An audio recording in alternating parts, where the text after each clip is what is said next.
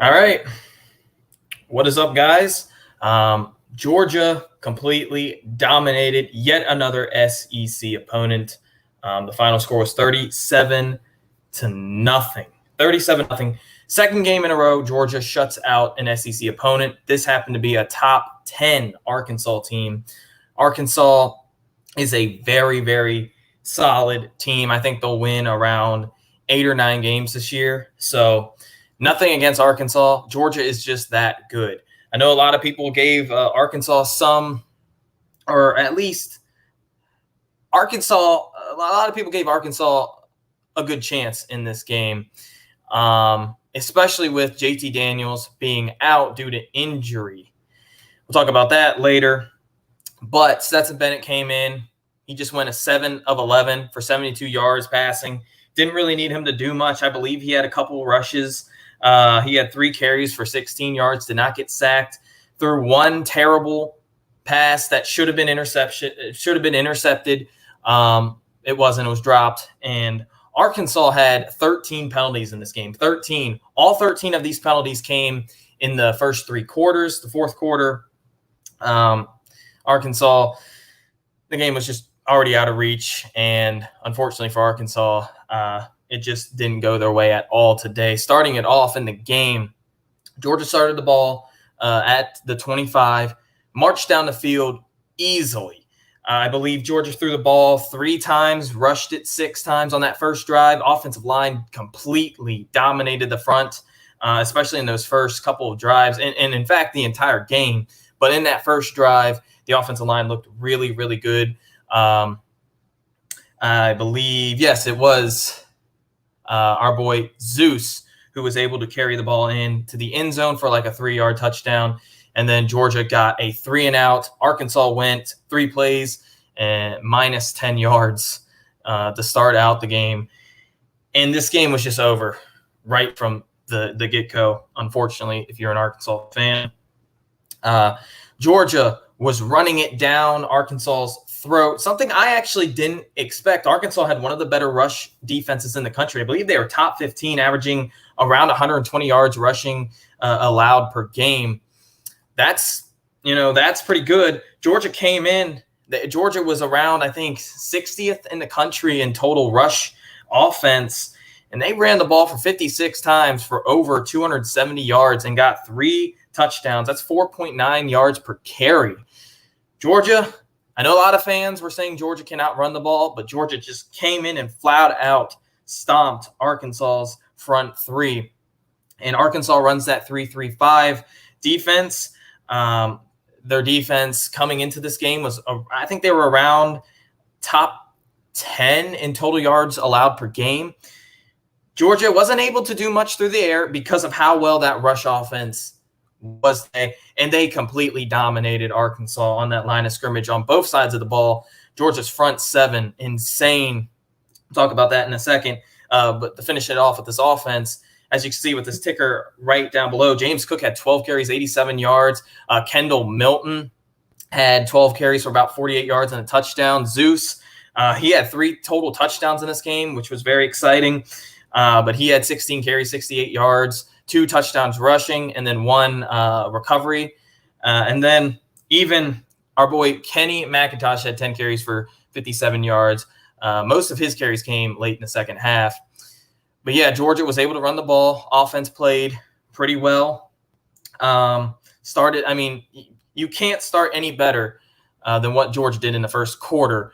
21-0. It was 14-0. Georgia got 3 straight 3-and-outs in a row. Blocked.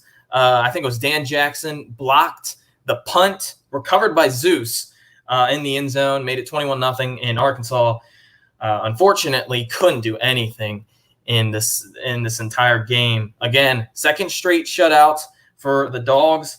Second straight shutout against SEC opponents. This is the first time since, I believe, 1980 that this has ever happened. The same year Georgia won the national title. Just keep that in mind. But looking at this defense, Arkansas was held to just 162 yards. If we're being real, I believe Arkansas had 60 or 70 yards in the fourth quarter. But still, an insane start from the defense in an insane game throughout the entire game.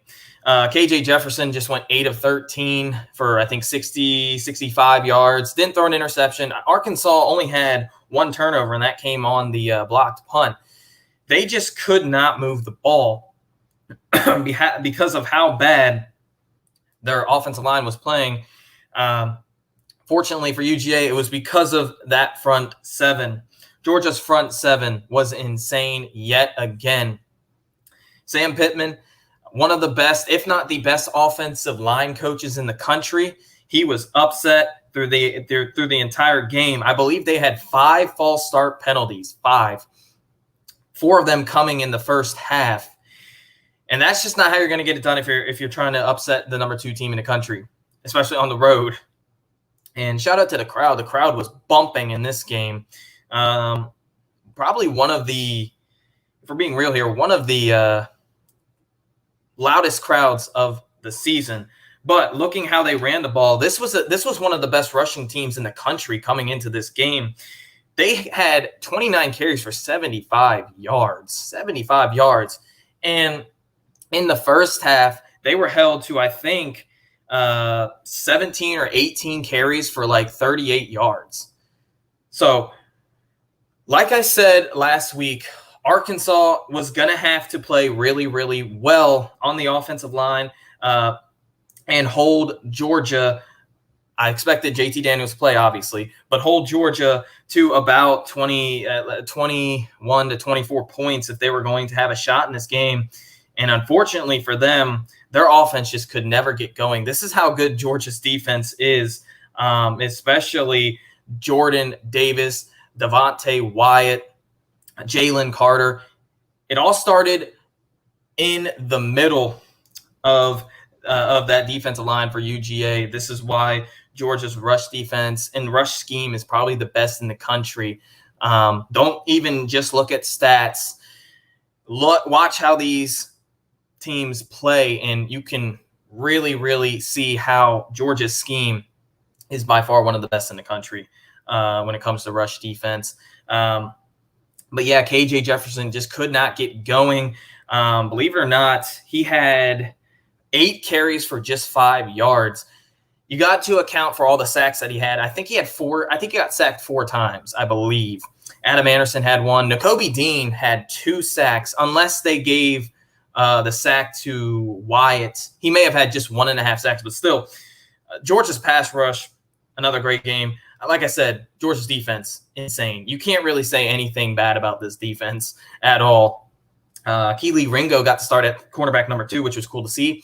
He played pretty well. I think he gave up his first reception of the year, but that was for like a 6-yard gain, so I'm not too upset about that. But still, a total for Arkansas passing-wise, they went, I think, 10 of 16, yet for 87 yards. That's with 2 quarterbacks.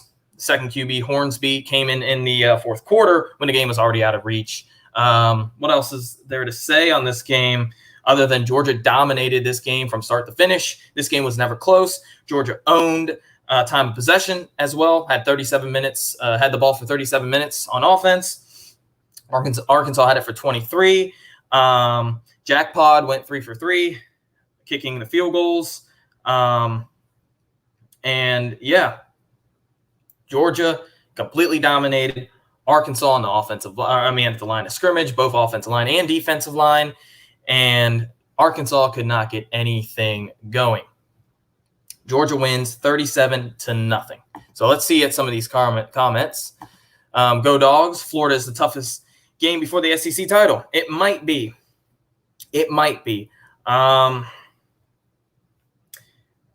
Florida is a rush team just like Arkansas.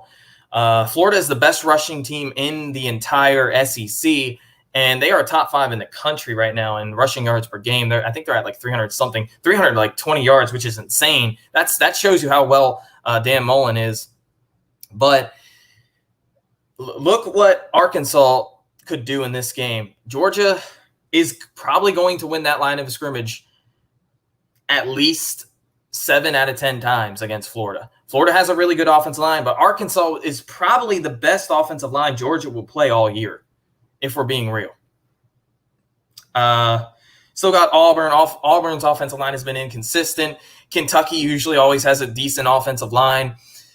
Florida is right there. Florida's offensive line has been playing above par. But I'm going to be real with you. Georgia is going to force Florida to make Emory Jones beat the Dogs defensively. I can't see that happening right now. I think Georgia is probably going to beat Florida by a convincing margin too. I could be wrong, and that game is a month away. So we'll see about that. Arkansas was exposed. Well, this is how good Georgia is. Arkansas is a top 15 team, legitimately. Maybe not top 10, But if you were watching Arkansas the first 4 weeks, specifically after the third quarter of the Rice game, this team completely dominated every team on that line of scrimmage. They dominated Texas on the line of scrimmage. They dominated Georgia Southern. I think that's who they played, and then Texas A&M. They won all those games by double digits.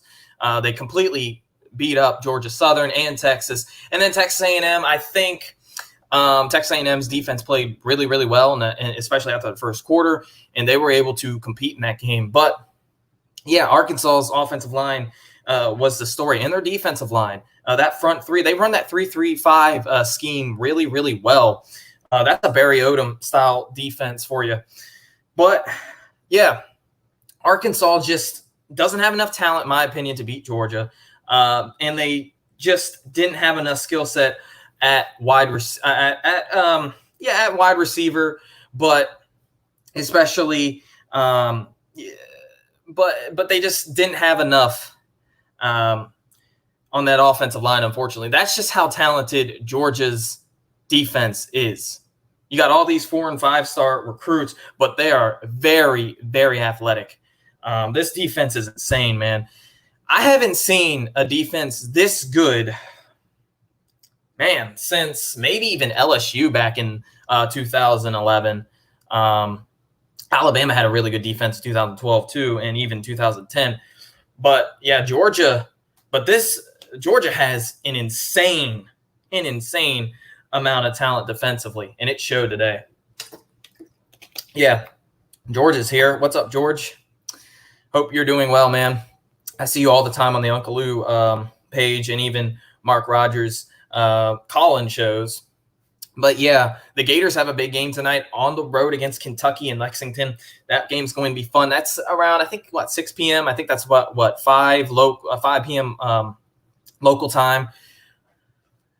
That is a big game for the SEC East. That, in my opinion, that's probably the battle for the second place. But yeah, the Gators have a big one tonight. We'll see if Florida has enough to go on the road and beat a very, very, very good Kentucky team. Go Dogs! Yep, Dogs rolled today, 37-0. Man, and I always ask this after most of these shows, so I'm gonna ask it again, and I want your guys' opinion. Are the Dogs the best team in the country? It is hard to sit here and watch these games and not think Georgia is the best team in the country. Georgia did this without their starting quarterback, their starting wide receiver. Blaylock is still out. I didn't even see Marcus Rosemy in this game at all. Karis Jackson played a little bit on offense. He was just out there returning. I don't know what's up with that. But Georgia is great, not good, but great at every aspect of the game, is as deep as you can be at every position. Any team that thinks it's going to beat this team better think again. Well, like I said, this brings up my question: is Georgia the best team in the country? Which that's a solid answer. But you got to watch Alabama. Alabama is about to kick off, I think, right now against Ole Miss. I have that game right here. I have another screen right here, so I'll be probably watching the Cincinnati game. Or, Cincinnati's about to go up 2 scores. But, I think right now it's between Bama and Georgia, but man, it's really hard for me to give the edge to the Dogs because Georgia hasn't beaten Alabama since 2007. This is a 2007 style season, it seems. Georgia has completely dominated every opponent, but as to its being a 2007 style season, there have been so many upsets that I couldn't even believe. Just thinking about this right now, Clemson and North Carolina both have 2 losses. Just let that sink in. What else? Oklahoma has won 3 out of 4 games by 1 possession. They haven't even played a ranked team yet. They haven't even played a top 35 team yet. Let that sink in. They're about to today, though. And Alabama and Ole Miss just kicked off. Ole Miss gets the ball to start. But, yeah, this is a crazy season. This is a great season. And the Dogs, so far, in my opinion, have looked like the best team in the country. Do you rank them number 1? I don't think so. I got to see Bama lose first, or I got to see Georgia beat Bama. But looking at Georgia's schedule, you got Auburn next week on the road. That will be tricky. I don't know what time that game will be played. I think it might be 3:30 because the SEC should have a doubleheader on CBS. So Gary Danielson and Brad Nessler should be at the Alabama-Texas A&M game unless something crazy happens, unless Alabama loses and unless Texas A&M loses. Then I think that'll just be a night game, and then the real SEC game of the week would be Ole Miss, Arkansas. But we'll see. I think it's going to be hard for Georgia to play that game at 12. I don't think ESPN or whoever comes up with the TV schedule is going to do that to UGA. But yeah, Auburn is a good team. I don't think they're a great team. I think they're a 6-7 win team in the SEC. If they lose tonight, maybe 6 win, maybe even 5 wins at most, honestly, with how good the SEC West is. But Georgia still plays Kentucky. They still play Florida. And Tennessee looked pretty good today, surprisingly. They won on the road by 31 points. 31 points to Missouri. I didn't think Missouri was that good, and Georgia still plays Missouri. I didn't think Missouri was that good, but to lose by 31 points is embarrassing at home, man. So the SEC East is clearly one-sided right now. But yeah, and you can ask this question, who's Georgia's toughest opponent? I think it's Florida right now. Kentucky, they looked like a top 15 team in the first 2 weeks. Since then, I haven't seen it. They've won. Kentucky has won both these games each of the past 2 weeks by 5 and 6 to 2 terrible teams. Chattanooga is not a good FCS team, and it is an FCS team as well. They also barely beat South Carolina 16-10. Offense looked terrible. Again, I got to see Florida and Kentucky play tonight, but I think those are Georgia's 2 toughest games remaining on the schedule. It's going to be hard to beat Georgia this year. It really is. That defense is insane. It doesn't matter. I mean, they played. Georgia really played a great offense yet? Arkansas, coming into this game, had a solid offense. They were running over teams. Their passing offense wasn't great. The most they had in a game, I think, was last week, which what was it, like 230 yards passing? But they were coming in running over teams. And Georgia's best part of that defense, their bread and butter, is that rush defensive scheme. And that's Kirby Smart's scheme for you, especially in the middle. You can't run the ball up the middle against Georgia. That's just never going to happen. Even laterally, you got all these cornerbacks. Brinney played pretty well on the outside. Chris Smith, he's not a corner, but he was able to wrap up on the outside. Arkansas just couldn't do what Arkansas does best, and that's run the football. And that's what they wanted to do. And Arkansas could not own the line of scrimmage. That was expected. That's why I didn't think Arkansas was going to be much of a hassle for UGA, but they're still a pretty good team, So we'll see. I asked this last week, was Arkansas good enough to compete with UGA? That answer was obviously no, unfortunately. And I love Sam Pittman. You guys got to give Sam Pittman a lot of credit. Coming into this season, I think Arkansas had the 11th or 12th best rated roster in the entire SEC. And that's just based off of composite recruiting rankings. So, take that however you want. But still, I mean, look what he's done so far. They are 4-1. 4-1. Ask yourself this in the offseason. Did you think Arkansas in the first 5 weeks would come into the year 4-1? 4-1, meaning they would have to either beat UGA or Texas A&M. Okay? Not a lot of people would have thought that. Most people would have had them at 2-3 or 3-2. I had them at 3-2 in the first 5 weeks, beating Texas, as I do like to say. And that win looks pretty good so far. Texas is 4-1. Texas is a top 25 team. Texas A&M is a top 25 team. So those 2 wins for Arkansas were very good, and they deserve to be ranked 8th. From what we've seen for the first 4 weeks, they deserve to be ranked 8th. Unfortunately for Arkansas, they had to play the best or second best team in the country. So Ole Miss and Alabama's kicking already kicked off. I think Ole Miss is about to go for it on a 4th and short here. This is a big game for the SEC. This game right here might be the biggest game for the entire. Oh wow, Ole Miss got it. This game right here might be the biggest game for the entire SEC. Florida Georgia is always a big game. Alabama Texas A&M was supposed to be the biggest game, but I think it's this Ole Miss Alabama game. I fully anticipate Ole Miss to score on Bama. There's not a team, including Georgia.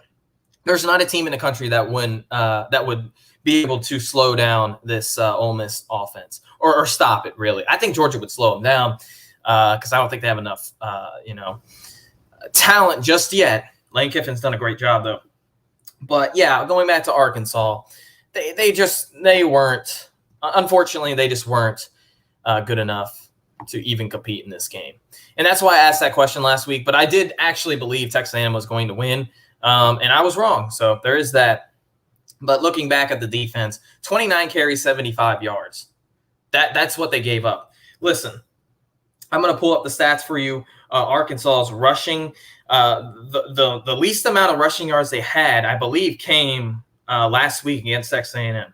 Against A&M, they ran the ball 49 times. That tells you what Arkansas is. They ran the ball 49 times, had 197 yards rushing. Maybe it was against Rice because that seems like a little bit too high for their least amount. No. Literally last week, before this game, Arkansas's least amount of rushing yards was 197 yards rushing. 197. And they had that basically on 50 carries. So that's about 4 yards per carry. If you watched Texas A&M, I told you last week to watch that game. Texas A&M always starts out slow for whatever reason. They were down 17-0 already, and there was like 12 minutes in the second quarter. They gave up 320 yards to Arkansas in the first 18 or 19 minutes of the game. They finished the game giving up just 3 points and 130 yards to Arkansas. What Texas A&M was able to do defensively was limit the amount of yards rushing.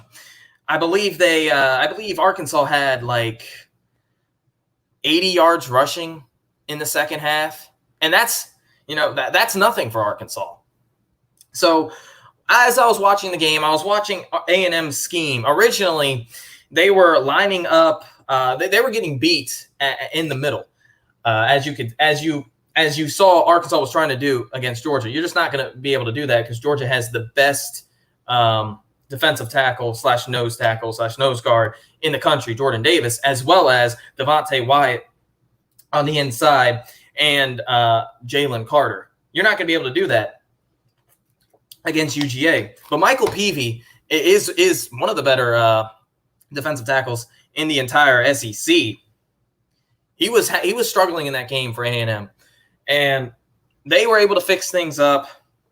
And then it didn't matter because Arkansas already won the game because A&M's offense is terrible. But I was watching that game just to see what A&M's defense could do against that pretty good rush offense. And running the football is important, just as important as passing the football. But I guess we can talk about Georgia's running game real quick.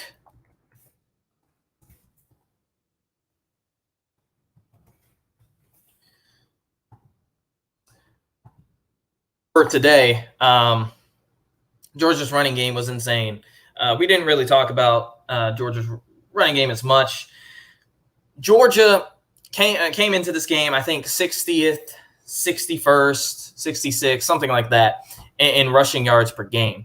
They were at around like 170, 180 yards rushing. That's nothing for UGA. UGA in the past, especially in 2019, or 2018, they were a team that was running the ball for over 200 yards per game, around like 230, it seemed, I believe.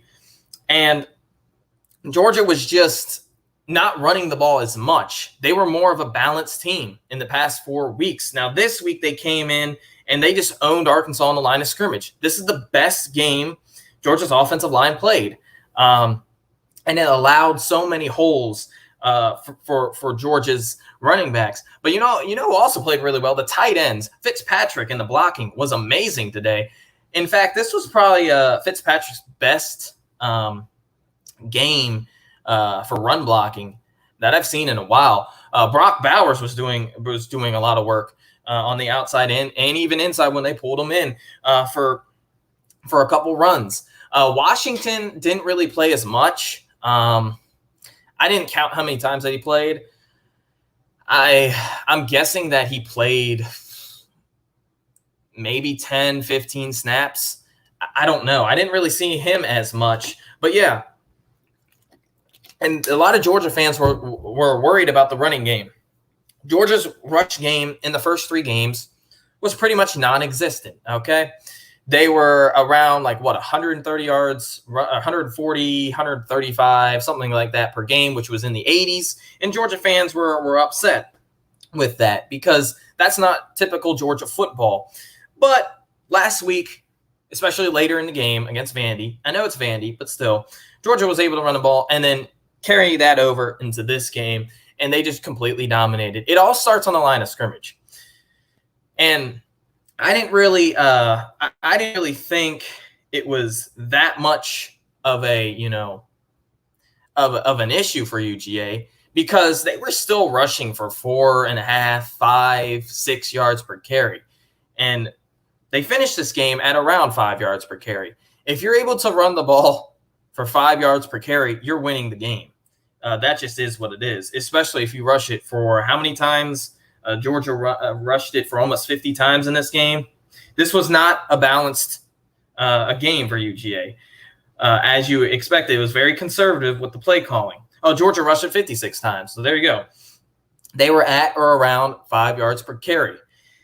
These first down and second down rushes kill your defense, especially your front seven. And that's just what happens. They wore them down. So Georgia's rush game was not a problem, in my opinion, as much as people, said, because UGA just didn't run the ball as much as they used to in years past. I think UGA was actually averaging 13.5 less rushes per game or something like that than in recent years. So, but this game they came in and run the ball. Nothing else to really say. Very conservative. They just dominated Arkansas on the line of scrimmage. And they really just dominated Arkansas on all aspects of the game. JT Daniels was out. Putting Stetson Bennett in, the only benefit to having Stetson Bennett is his mobility. His decision-making is not as good as JT Daniels. His arm talent is not as anywhere near as good as JT Daniels. And really, he's just nowhere near the level of QB as JT Daniels. So, there's really nothing much to say about that. But, yeah, Georgia completely dominated this game. So make sure you guys are liking this video and this live stream, and make sure you're following the SEC football channel at the Voice of College Football, and even the Georgia football channel at the Voice of College Football. We do videos almost daily, especially on the SEC channel. We do videos daily, and we post a good bit per week or per day, as I meant. But even the Georgia channel, we're starting to get that one going and starting to push more people to go watch and subscribe to that channel as well. So if you're not subscribed, please subscribe for us. Make sure you guys leave us some more comments, even when this video is over. And yeah. Play calling, if we want to talk about play calling, this game was conservative offensively, very aggressive defensively. Georgia defensively plays how they play every week. It doesn't matter who they play. They're going to force you to make bad decisions. And give KJ Jefferson a lot of credit. He really didn't make any bad decisions this game. He didn't fumble the ball. He didn't throw any interceptions. He threw a couple bad passes because he just didn't have any time to throw, or to even – some of these plays didn't even develop by the time he was sacked or throwing the ball to a check down. So give KJ Jefferson some credit in this game, because he was really, really, really hassled, and he was even banged up. So shout out to him for playing in this game. I thought he played okay. I mean, no one on Arkansas played well, unfortunately. No one even played good. So you can't really sit here and say Arkansas had a decent game, because they unfortunately did not. But that's just what's going to happen when you play Georgia. This game should not take away anything Arkansas has done and what they're going to be doing the next couple of weeks. They play who they play? They play Ole Miss next. That is a tough, and the Arkansas schedule is insane. But I mean, a lot of SEC teams, especially the West, schedules are insane. You got to play your best ball every week in the SEC. What's up, Chris? Pleasure to see you here. We're just pretty much wrapping up the Georgia game. Here's Georgia's defense, just 162 yards. Again, a great game for Georgia as a whole. And really, watching Georgia's defense is fun. I know a lot of people don't like defensive games, but watch Georgia's defense. Georgia's defense is fun to watch. I don't care what anybody says. That defense is insane, especially watching Jordan Davis, Nakobe Dean. Nakobe Dean, Devontae Wyatt. You're good, man. Trayvon Walker, Nolan. How about Nolan Smith had a pretty good game? Oh yeah, Jalen Carter had an amazing game. He had I think was it Zeus that scored that touchdown, or was it Milton? I can't remember now. Great. Back in the first quarter, Jalen Carter blocked 3 people at once. That's insane. But yeah, watching that defensive line is just fun. Adam Anderson, he had his 4th sack of the year. Georgia has 9 players with at least a sack. It's just insane watching this defense. They are diminishing, and they just absolutely attack. And that's what I love watching. And a lot of people don't like seeing good defenses or elite defenses. Let's be real here. Georgia has an elite defense. A lot of people don't like watching defensive games. I'm telling you, watch Georgia's football. Georgia's defense is fun to watch. Come on. I mean, I don't know how people can't like that, unless you're playing against them, obviously. But yeah, before I get out of here, last finishing touches. Georgia plays on the road against against Auburn next week. That game should be interesting. Auburn plays tonight on the road against LSU.